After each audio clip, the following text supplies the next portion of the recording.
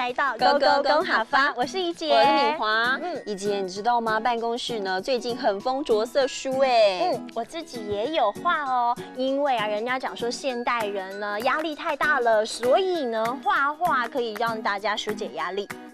所以可以知道，这着色书的风潮会这么盛行，这是因为发图呢可以让大家可以放松身心哦。我听懂了，你刚刚讲说发图其实就是画图的意思，那你了解吗？因为这个发图着色书呢很夯，所以现在蜡笔的业绩也因此水涨船高。没错，蜡笔就是蜡笔，而且你知道吗？特别的是呢，现在啊这个消费者里头有90%都是女性哦，是不是懂神七呢？我听懂了，你刚刚讲说懂神七就是很有趣的意思。没错。那你知道吗？如果我们要说呢，用蜡笔画画很有趣，要怎么讲呢？应该要告诉大家的是，用蜡笔发图懂神七。用蜡笔发图懂神七。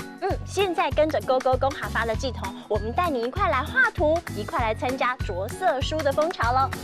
敏华姐，你们来啊！刚刚打完球累不累啊？你在发图哦？对啊，现在用蜡笔发图超流行的。这我知道，我可以试试看吗？可以啊，画画看。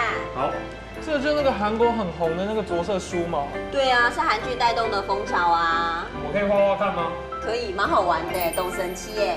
你们换个颜色画，这很暗。你换别的颜色的蜡笔啦，这个给我。好了，那我用红色的画个爱心送给你，好不好？嘴巴这么甜，这一餐是要我请是不是？没有啦，开玩笑的啦，我们还是认真的发图吧。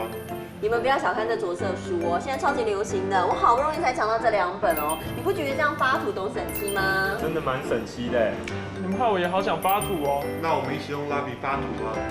我觉得我们真的很流行我刚刚看了之后才知道，原来是因为啊这个韩剧还有热门的偶像团体才带动这一波着色书的风潮啊。我也买了1本哦，而且你知道吗？很多书局呢都还缺货呢。那你还抢到，真不错我们赶快来帮大家复习今天的客家话吧。